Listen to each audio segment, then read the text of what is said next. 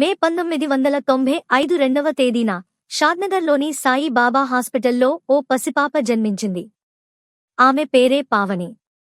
ఆమెకి ముగ్గురు చెల్లెళ్ళు ఉన్నారు. అయితే సమాజం కొంతమంది దీన్ని బరువుగా భావించినా ఆమె తల్లిదండ్రులు మాత్రం తమ కుమార్తెలను ఆశీర్వాదంగానే చూశారు. ఒక్క క్షణం కూడా భారం అనుకోలేదు.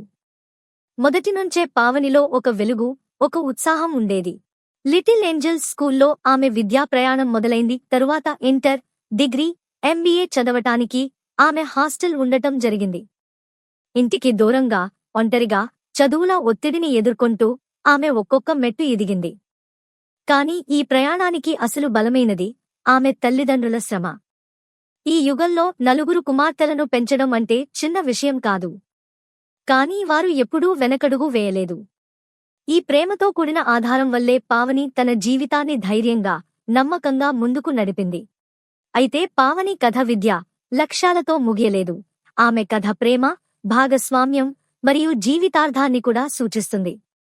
2018 ఆగస్టు 30న పావని తన జీవిత భాగస్వామి సురేష్ను వివాహం చేసుకుంది.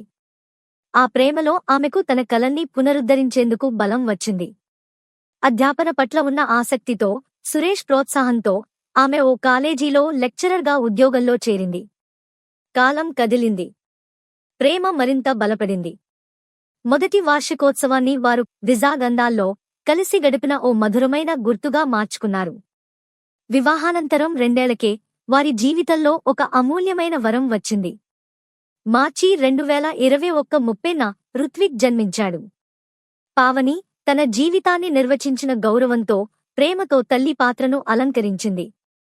తన బిడ్డ మొదటి సంవత్సరాల్లో తన సమయం అవసరం అనే ఆలోచనతో ఆమె ఉద్యోగానికి విరామం ఇచ్చింది. అది ఒక త్యాగం కాదు, ఒక ప్రేమ భరితమైన నిర్ణయం. ఆపై జనవరి 2025 30న వారి రెండవ కుమారుడు నిష్విక్ జన్మించాడు. ఇప్పుడు వారి ఇంట్లో పూర్తి కుటుంబం, ప్రేమతో నిండిన ఒక వలయం ఏర్పడింది. ఇప్పుడు పావని తన 30వ పుట్టినరోజును జరుపుకుంటున్న సమయంలో ఇది కేవలం పుట్టినరోజు కాదు, అది ఒక మైలురాయిని సూచిస్తుంది. చిన్నదిగా షాద్నగర్లో ప్రారంభమైన ఆమె ప్రయాణం ఇప్పుడు ఓ భార్యగా, తల్లిగా మరియు అందరికీ ప్రేరణగా మారిన ఒక జీవితగాథ. నీ ప్రయాణం ఇంకా బలంగా ముందుకు సాగాలని కోరుకుంటూ పావనికి 30వ పుట్టినరోజు శుభాకాంక్షలు.